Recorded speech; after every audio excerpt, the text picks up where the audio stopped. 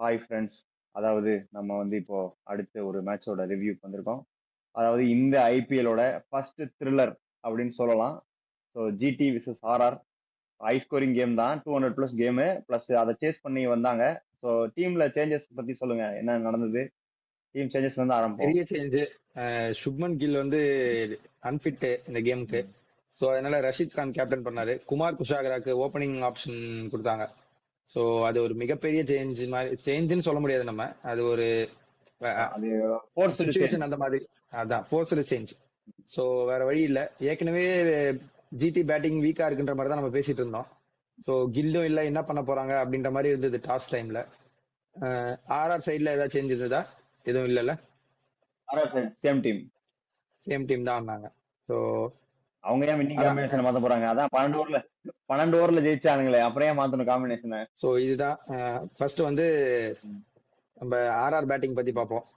As usual இல்ல அதுக்கு முன்னாடி டாஸ் பத்தி பார்த்தோம். ஏன்னா டாஸ் ஜெயிச்சு அது டேட்டா ட்ரிவனா இருந்தது. ஏன்னா ஜிடி வந்து இங்க ஃபர்ஸ்ட் பேட்டிங் முடிச்சுதான் நிறைய இது பண்ணிருக்காங்க. சோ அவங்களை செகண்ட் பேட்டிங் சேஸ் பண்ண வைக்கலான்றதுதான் அவங்களோட பாயிண்ட், ஆர்ஆரோட பாயிண்டாவே இருந்தது. ஏன்னா இந்த ஐபிஎல்ல நீங்க எல்லா டீமுமே சேசிங் தான் சொல்லிருக்காங்க. சோ அதுக்கு அப்போஸ் பண்ணி போயிருக்காங்க அவங்க. அதான் அவங்க டேட்டா ட்ரிவனா போயிருக்காங்க. அகமதாபாத் பிச்சில் ஜிடி வந்து ஓப்பனிங், அதாவது ஃபர்ஸ்ட் இன்னிங்ஸ்ல வந்து பயங்கரமா ஸ்கோர் பண்றாங்கன்றது தெரிஞ்சு செகண்ட் இன்னிங்ஸ்ல அவங்கள இது சேஸ் பண்ண வைக்கலான்னு, நம்ம டோட்டல் போடலான்னு அதுதான் முடிவு அவங்களோடது. இது ஒரு நல்ல, அதாவது இப்ப ஜெயிச்சதுனால இது ஒரு பயங்கரமான முடிவா நமக்கு இப்ப தெரியுது.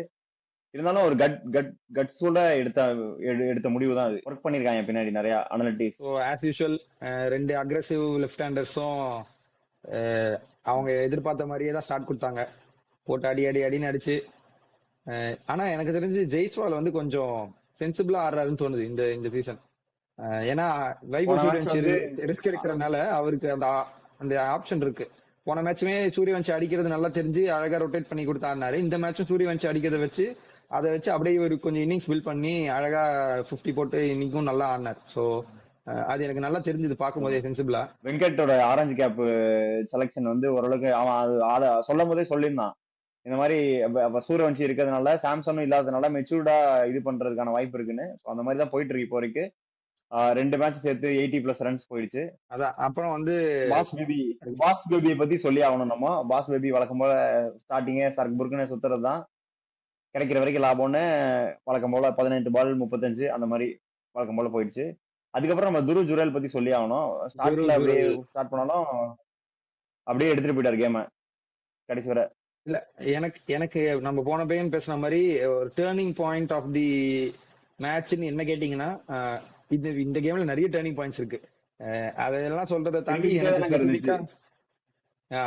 எனக்கு ஸ்பெசிபிக்கா தோணுன டேர்னிங் பாயிண்ட் வந்து துரு ஜுரலோட கேட்ச் மிஸ் பண்ணதுதான். சிராஜ் வந்து பவுண்டரி லைன்ல. அது ஏன்னு சொல்றேன்னா, அந்த சிச்சுவேஷன்ல கஷ்டம் தான். பட் ஆனா அந்த சிச்சுவேஷன்ல எப்பவுமே நீங்க பாத்தீங்கன்னா லாங் ஆன் லாங் ஆஃப்ல வந்து உங்களோட பெஸ்ட் ஃபீல்டர்ஸ் தான் வச்சிருப்பாங்க. எனக்கு ஏன் தெரியல, எதுக்கு சிராஜ் அங்க தான் தெரியல. யூஸ்வலா அவங்க பாத்தீங்கன்னா ஜிடி சைட்ல பெஸ்ட் ஃபீல்டர்ஸ் தான், ஜிடின்னு இல்ல மொத்தமாவே best fielders long on long ஆஃப்ல வச்சிருப்பாங்க. சிராஜ் பெஸ்ட் ஃபீல்டர் இல்லைன்னு நான் சொல்ல, பட் ரொம்ப அத்லட்டிக்கா அந்த பவுண்டரி லைன் கேச்சஸ் பிராக்டிஸ் பண்றதுக்கு நிறைய ஃபீல்டர்ஸ் இருப்பாங்க. அவங்களதான் அந்த லாங் ஆன் லாங் ஆஃப்ல வச்சிருப்பாங்க. நான் ஏன் அது ரொம்ப இம்பார்ட்டன்ட் சொல்றேன்னா, அந்த வரைக்குமே அவங்களுக்கு மொமெண்டம் கொஞ்சம் வந்துட்டு இருந்தது ஆர்ஆருக்கு நல்லா. ஆனா ஒரு எண்ட்ல விக்கெட்டும் விழுந்துட்டு இருந்தது. சோ ஆனா இந்த எண்ட்ல இவர் ஸ்ட்ராங்கா நின்று அந்த டைமுக்கு அப்புறம், அப்போ வந்து அது 42 நினைக்கிறேன், அவர் 42 ஆஃப் 28 பால்ஸோ ஏதோ அடிஞ்சாரு. அதுக்கப்புறம் 14 பால்ஸ் 33 ரன்ஸ் துருஜுரலோட இன்னிங்ஸ் மட்டும், அந்த கேட்ச்க்கு அப்புறமா சொல்றேன், அந்த கேட்ச் மிஸ்க்கு அப்புறம். சோ அது பெரிய இந்த இப்ப இங்க கேம் முடியும் போது பாத்தீங்கன்னா எத்தனை ரன்ல தோத்துருக்காங்க, அது எவ்வளவு பெரிய இம்பாக்ட் பாருங்க. நீங்க கேட்ச் விட்டதை தாண்டி 14 பால்ஸ் 33ன்றது ரொம்ப பெரிய இம்பாக்ட். சோ அது துருஜுரல். ஏன்னா நீங்க வேற யாருக்கும் படல, நீங்க அப்புறம் பாத்தீங்கன்னா யாருக்குமே படல, எல்லாரும் விக்கெட் டக்கு டக்குன்னு விட்டுட்டு தான் இருந்தாங்க அந்த பக்கம். பட் அந்த ரொம்ப ஒரு குரூஷியல் பாயிண்ட் அது, எனக்கு அது தோணுச்சு. இன்னொரு பாயிண்ட் எனக்கு என்ன தோணுச்சுன்னா, அவங்க ஸ்டார்ட் பண்ணதுக்கு 220+ கண்டிப்பா அடிச்சிருவாங்கன்னு நினைச்சேன். அது கொஞ்சம் நடுவுல படாம போனதுனால. அதே மாதிரி ஜடேஜாவுமே 7 பால் ஆடி 7 ரன் இல்ல 7 பால் ஆடி ஒரே ஒரு பவுண்டரி தான் அடிச்சாரு. இன்னொரு பினிஷர் ரோலா வரப்போ 7 பால் ஆடி ஒரு 2 பவுண்டரி அந்த மாதிரி அடிச்சிருக்கலாம் அப்படின்னு எனக்கு தோணுச்சு இப்போ இந்த மேட்ச்ல. அதே மாதிரி இவர் டொனால்ட் ஃபெரராக்குமே படல. 3 பாலுக்கு ஒரு ரன்னா அவுட் ஆயிட்டாரு அவரு. ஆனா அவர் அடிக்க பார்த்து அவுட் ஆனாரு. ஜடேஜா வந்து ரொட்டேட் தான் பண்ணிட்டு இருந்தாரு. அடிக்க பார்த்த மாதிரி தெரியல எனக்கு பெருசா. கடைசி ஒரு பவுண்டரி மட்டும் வந்துச்சு. ஸோ கொஞ்சம் அதான் இன்னும் ஃபோர்ஸா இம்பார்ட்டன்ட் போயிருந்தா பாயிண்ட்ஸ். 220க்கு புஷ் பண்ணிருக்கலாம். அது ஏன் பண்ணலன்னு தெரியல அவங்க. ஆனா அதுக்கு முன்னாடி விளையாண்ட எல்லாருமே அக்ரெசிவா தான் விளையாண்டாங்க. ரியான் பராக் வந்த உடனே சிக்ஸ் அடிச்சாரு முத பாலே. ஹெட்மேயர் வந்த உடனே 2வது பாலோ 3வது ஹெட்மேயருக்கு அந்த இது கேட்கலடா கேட்ச். ஆமா கேட்ச். ஆனா அது அப்பீல் கையில பண்ணாரு, பட்டு போச்சு. அவன் போல. கிளவுல பட்டு இருந்தது, ரிவ்யூ நல்லாவே கேட்கல. தெரிஞ்சது. அது ஒரு டேர்னிங் பாயிண்ட் தான். அதுக்கப்புறம் 2 சிக்ஸ் அடுத்த பாலே சிக்ஸ் ரெண்டும். இது மாதிரி நிறைய ஜிடி வந்து சின்ன சின்ன இடத்துல சின்ன சின்னதா மிஸ் பண்ணதுதான் கேம் கடைசியில மிஸ் ஆயிடுச்சு. அதே மாதிரி ரஷீத் கான் நல்லா போட்டாரு இன்னைக்கு. எனக்கு ரஷீத் கான் பழைய நல்லா ரஷீத் கான் லைட்டா முதல் 2 ஓவர் நல்லா ஃபீல் ஆச்சு. அதுக்கப்புறம் 2 ஓவர் கும்பிட்டாங்க. ஆனா நல்லா கையில இருந்து பால் நல்லா வந்தது இன்னைக்கு அவருக்கும் ஓரளவுக்கு. இல்லடா இப்ப எப்பயுமே வந்து அடிக்க பார்த்தா அவுட் ஆயிடுவாங்க. ஆனா இன்னைக்கு அடிக்க பார்க்காம இருக்கும்போது ஒருத்தர் அவுட் ஆனாரு. அதுக்கப்புறம் கொஞ்சம் பார்த்து ஆடுவோம் ரஷீத் தான் ஆடினாங்க. அதுக்கப்புறம் திரும்ப அடிச்சிட்டாங்க. திரும்ப கடைசி 2 ஓவர் எனக்கு வந்து திரும்ப பழைய ரஷீத் கான் முதல் 2 ஓவர்ல கொஞ்சம் தெரிஞ்சது. அதுக்கப்புறம் திரும்ப 2 ஓவர் போட வரப்போ பழைய ரஷீத் கானா தெரியல எனக்கு. அது இல்லாம ஒரு 4 வைடு வேற ஒண்ணு வெளியே தூக்கி போட்டு விட்டாரு. அசோக் சர்மாவும் நல்லா போட்ட மாதிரி இருந்துச்சு எனக்கு கொஞ்சம். அசோக் சர்மா வந்து எங்க பால் போடணுமோ அங்க போட்டு இந்த இடத்துல போடணும் இங்க போடுறேன், அங்க போடணும் அங்க போடுறேன். அதாவது கேப்டன் ஒரு பிளான் வச்சிருந்தாங்கன்னா அந்த பிளான்ல ஸ்டிக் பண்ணி போடுறாரு. போன மேட்சுமே நம்ம பார்த்தோம். ஸ்ரேயாஸ் ஐயருக்கு வந்து ஷார்ட் பால் போட்டதுமா சரி, கடைசி ஓவருக்கு முந்தின ஒரு வந்து அந்த slower balls back of hand slower balls போட்டதுமா சரி, அவங்க என்ன பிளான் வச்சிருக்காங்களோ அதை கரெக்டா எக்ஸிக்யூட் பண்றாரு. ஆமா, ஜிடியோட பேட்டிங்க்கு தான் வரணும். சாய் சுதர்சன் வழக்கம் போல அகமதாபாத் பிச்சுன்னு வந்துருச்சுன்னா சாய் சுதர்சனும் கில்லும் நிறுத்தவே முடியாது. இன்னைக்கு கில்லு அவரே அன்பிட்னால அவரே நிறுத்திக்கிட்டாரு. இப்ப சாய் சுதர்சன் வந்து ஒரு நல்ல இன்னிங்ஸ். அது ஸ்டார்டிங்ல கொஞ்சம் எட்ஜ்ல 4 போச்சு அந்த மாதிரி எல்லாம் போனா கூட அதுக்கப்புறம் குரூவ் வந்துருச்சு. இல்ல அந்த இன்னிங்ஸோட மொமெண்டம் கேரி பண்ணதே அவருதான். ஏன்னா குமார் குஷாகரா அப்பப்போ ஆட் பவுண்டரிஸ் வச்சாலும் அவருக்கும் சரியா படல. அதுக்கப்புறம் ஜாஸ் பட்லர் வந்தாரு, அவரும் கொஞ்சம் அப்படி இப்படிதான் ஆடிட்டு இருந்த மாதிரி ஃபீல் ஆச்சு. 8 பாலுக்கு 8 ரன் இருந்தாரு ஜாஸ் பட்லர். ஆனா 13 பாலுக்கு 26 போயிட்டாரு. அடுத்து அந்த இந்த ஷிஃப்ட் ஜாஸ் பட்லரோட இன்னிங்ஸ்ல இருக்கும். ஆனா அது அவருக்கு பால் எடுத்துப்பாரு. இப்ப 8 பாலுக்கு 8 ரன் இருக்கணும், 200 ரன் சேஸ்லன்றப்போ அந்த பக்கம் சாய் சுதர்சன் வந்து அந்த அந்த 10 ரன் ரேட் குறையாம பாத்துக்கிட்டது வந்து நல்ல இதுதான். நம்ம முன்னாடி சொன்ன மாதிரி டாப் 3 எடுத்துட்டா அவங்களுக்கு பேட்டிங்கே இல்ல அப்படிதான் ஃபீல் ஆகும் பொதுவா. இன்னைக்கும் அதே தான் நடந்தது. ஆனா எதிர்பாராத விஷயமா அவுட் ஆஃப் சிலபஸா வந்து ரபாடாவும் ரஷீத் கானும் வந்து நான் அடிச்சே தீருவேன், நான் கேப்டன்சி, இன்னைக்கு நான் கேப்டன், நான் அடிக்கிறேன்னு சொல்லி அவரு பிரஷரை கையில எடுத்து ஆடினாங்க. கேம் முடிஞ்சிச்சு லிட்டரா நான் நினைச்சேன். கேம் முடிஞ்சிச்சுன்னு தான் நினைச்சேன். 18வது ஓவர் வரப்போ கேம் முடிஞ்சிச்சுன்னு தான் நினைச்சேன். ஏன்னா 2 ஓவருக்கு 15 16 அந்த மாதிரி தான் தேவைப்படுது. ஆர்ச்சர் வந்து ஒரு ஓவர் நல்ல ஓவர். நானு இது ஆர்ஆர் கேம் தானே கன்ஃபார்ம் பண்ணேன் பட்லர் அவுட் ஆகும்போது. ஏன்னா அந்த டைம்ல பிலிப்ஸும் அவுட், பட்லரும் அவுட். அதுக்கப்புறம் வந்து full inexperience middle order. So வாஷிங்டனும் முதல் பாலே அவுட். டிவாட்டியா என்னதான் டிவாட்டியா ஷாருக்கான்லாம் இருந்தாலுமே டிவாட்டியா நீங்க ஷாருக் கான் சொன்னாலுமே அவங்க ரொம்ப பெர்ஃபார்ம் பண்ணாத மிடில் ஆர்டர்ஸ் தான். சோ நான் முடிஞ்சிச்சு கேம், இது ஆர்ஆர் கேம் தான், இதுக்கு மேல இவங்க திருப்பி உள்ள வர முடியாதுன்னு நினைச்சப்பதான் வந்த எல்லாருமே அவங்க பங்குக்கு ஒரு 6 ஒரு 4 அந்த மாதிரி அடிச்சுட்டு கடைசியில வந்தாங்க. ஆனா அது பத்தாதுன்ற மாதிரி எனக்கு தோணுச்சு.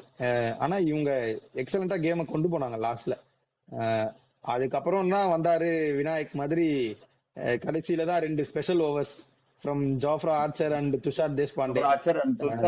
துஷார் தேஷ்பாண்டே வந்து நம்ம அபிஷேக் பண்ணே வேணும். இல்ல கடைசி ஓவருக்கு 11 ரன் தான் தேவைன்றப்போ வந்து யார்கர் போடுறதுன்றது பெரிய விஷயம். அதுவும் 4 யார்கர் நெயில் பண்ணாரு. சோ அது வந்து நீங்க எப்படி சொல்றது, நீங்க நார்மல் பேட்ஸ்மேனுக்கு போட்டாலே யாக்கர்ஸ் ஆடுறது கஷ்டம். இவங்க வந்து கொஞ்சம் லோவர் ஆர்டர் பேட்ஸ்மேன்ஸ் தான். ஈவன் தோ ரஷீத் கான் வந்து நாட் அன் ஆர்டினரி பேட்ஸ்மேன் அப்படி சொல்லலாமா. ஏன்னா அன்ஆர்த்தடாக்ஸ் ஷாட்ஸ் நிறைய ஆனாலுமே ஒரு பெர்ஃபெக்ட் யாக்கரை எடுக்கிறது கஷ்டம் தான். சோ அந்த பெர்ஃபெக்ட் யாக்கர் 4 நெயில் பண்ணாரு.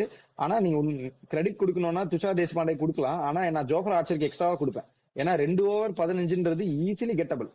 இப்ப நடக்கிற டோர்னமெண்ட்ல அந்த ஓவரே முடிச்சிருவாங்க மேட்ச். 2 ஓவர் 15 இருக்கிறப்போ அந்த டைம்ல லாஸ்ட் ஓவருக்கு எவ்வளவு கம்மியா கொடுக்க முடியுமோ அதை இவரால முடிஞ்ச அளவுக்கு நிறுத்தி வச்சு கொடுத்தது ஒரு ஒரு எக்ஸலண்ட் எக்ஸ்பெல். அதுக்கப்புறம் ரியான் பராகுக்கு ஒரு பெரிய கிரெடிட் கொடுக்கணும். ஏன்னா யூஸ்வலா அவங்க டெத் பவுலர் வந்து சந்தீப் சர்மா தான். நான் சந்தீப் சர்மாக்கு தான் போவாரு திருப்பி நினைச்சேன். அந்த ஓவர் அடிச்சனால பதினெட்டாவது ஓவர் போடும்போது நல்லா அடிச்சிட்டாங்க. அதனால ரெண்டு ரெண்டு 15 ரன் பவுண்டரியே 3 அடிச்சாங்க அந்த பவுண்டரியே ஓவர். போயிடுச்சு. அதான் அதனால 6 ஒன் 4 ஒன்னு போச்சு, 15 ரன். இல்ல ஆனா நீங்க நீங்க இல்ல இல்ல என்னதான் ரன் போனாலுமே உங்களோட டெத் பவுலர் தான் நீங்க பேக்கப் பண்ணுவீங்க. நீங்க ஒரு கேப்டனா இருக்கீங்க, நீங்க டெத் பவுலர்னு ஸ்பெசிஃபிக்கா அதுக்கு தான் பிராக்டிஸ் பண்றீங்கன்னா நீங்க டெத் பவுலர் கிட்ட தான் போவீங்க. ஆனா அந்த டைம்ல பிரசன்ஸ் ஆஃப் மைண்ட் யூஸ் பண்ணி துஷார் தேஷ்பாண்டேக்கு போனது ஒரு ஒரு எக்ஸலண்ட் ஒர்க் என்ன பொறுத்த வரைக்கும். இது ஆக்சுவலா நம்ம இது சொல்ல போனா ஆர்ஆர் டீம்ல சேஞ்ச் இருந்தது. அந்த பிரிஜேஷ் சர்மாக்கு பதிலா துஷார் தேஷ்பாண்டே எடுத்துட்டு வந்ததான் இன்னைக்கு சேஞ்ச். முக்கியமான சேஞ்ச நம்ம டீம் சேஞ்சில சொல்லாம விட்டோம். சேம் டீம்னு சொல்லிட்டோம். அது ஏன்னா மாத்திக்கலாம் அது இங்க. நம்ம நம்ம முக்கியமான சேஞ்ச். எக்ஸ்பெக்டட் தான். ஏன்னா துஷார் தேஷ்பாண்டே தான் ஆடுவாங்கன்னு நம்ம ஃபர்ஸ்டே நினைச்சோம். பிரிஜேஷ் நம்ம எதிர்பார்க்கல. அதனால நம்ம அந்த ஃபர்ஸ்ட் மேட்ச் ஞாபகத்திலே ஏன் அப்படியே ஆடுனாங்கன்னு தெரியல. பேசிட்டோம்.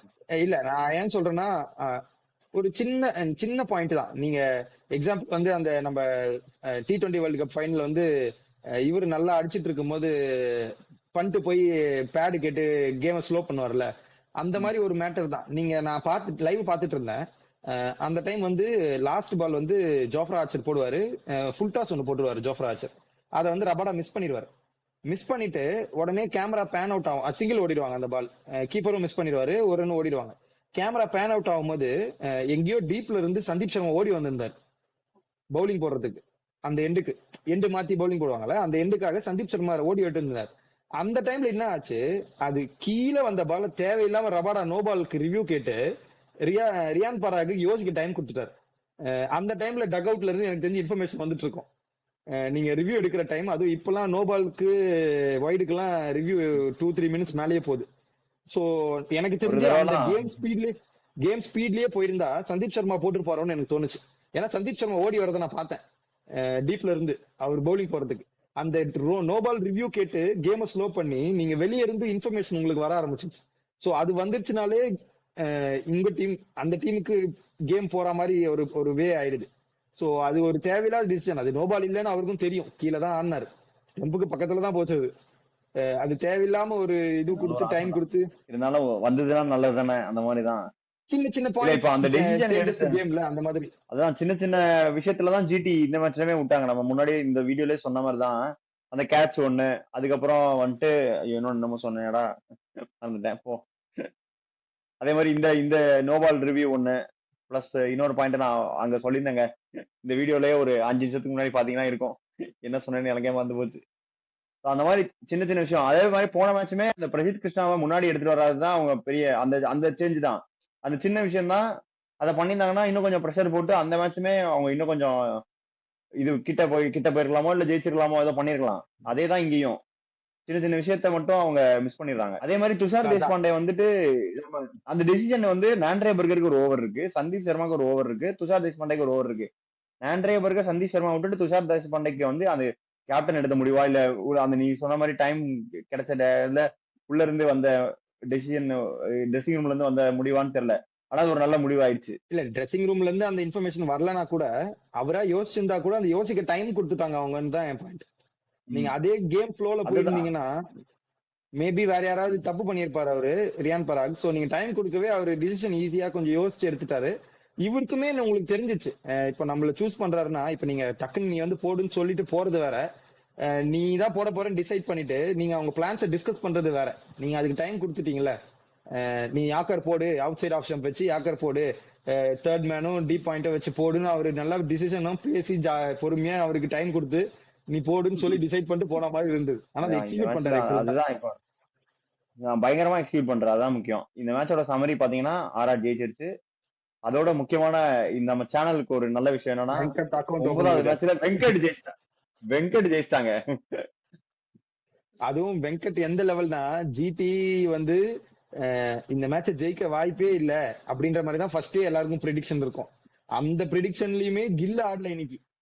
சோ எல்லாமே வந்து ஆர்ஆர் ஃபேவரபிள் தான். அந்த கேமையும் ஒரு த்ரில்லரா போய் அந்த லெவலுக்கு பவர் இருக்கு நம்ம வெங்கட் கிட்ட வந்து பயங்கர பவர் இருக்கு. அது வந்து உங்களுக்கு என்னன்னா நேத்து நீங்க எம்ஐ டிசி எம்ஐ மேட்சுக்கோட ப்ரிவியூ பாத்தீங்கன்னா தெரியும். அவர் வந்து எந்த பிளேயரை நீங்க நல்லா விளையாட எக்ஸ்பெக்ட் பண்றீங்கன்னு கேட்டதுக்கு ஹர்திக் பாண்டியான்னு சொன்னாரு. ஹர்திக் பாண்டியா விளையாடவே இல்லை. அந்த அளவுக்கு எங்களுக்கு பவர் இருக்கு. இன்னொன்னு அவர் ஆரஞ்சு கேப் யாருன்னா ட்ரெண்ட் போல்ட், அவரும் இன்னைக்கு விளையாடல. இல்ல பர்பிள் கேப் சாரி அவரோட ஆரஞ்சு கேப் வந்து நல்லா ஆரஞ்சு கேப் வந்து கணிச்ச மாதிரி பெர்ஃபெக்ட்டா போயிட்டு இருக்கு. மெச்சூர்டான இன்னிங்ஸ் எல்லாம் இருக்கும்ன்ற மாதிரி மெச்சூர்டான இன்னிங்ஸ் தான் போய்கிட்டு இருக்கு. அது மட்டும் தான் அதை கரெக்டா பத்தி நான் போய்கிட்டு இருக்கு அவருக்கு. பேசக்கூடாது. இப்ப சரி விடுங்க. சார் உங்களுக்கு பர்பிள் கேப் இன்னும் ஓபன் பண்ணலையா அக்கௌண்ட்? இல்லையே. நாங்க வந்து கொஞ்சம் ஸ்லோவா ஸ்டேஜ்ல ஆரம்பிச்சு அப்புறம் கொஞ்சம் பீக் ஆகும் அப்படி சொல்லிப்போம். ஏன்னா இல்ல நீங்க இந்த இதுக்கு மேல இடத்துல என்ன அடிக்கவே முடியாது. இந்த இடத்துல நீங்க சொல்ல வேண்டிய dialogue it's long tournament it's long போகும்போது டோர்னமெண்ட். சரியாயிடும். ஓகே, இப்ப இதோட இந்த ஃபன்னி நோட்டோட நாங்க இந்த வீடியோவை முடிக்கிறோம். அடுத்து நாளைக்கு ஒரு டபுள் ஹெட்டர் இருக்கு, அதோட ப்ரிவியூஸ்ல உங்களை சந்திக்கிறோம். பாய். ஊர் சுத்தி பயவுல நினைச்சியா?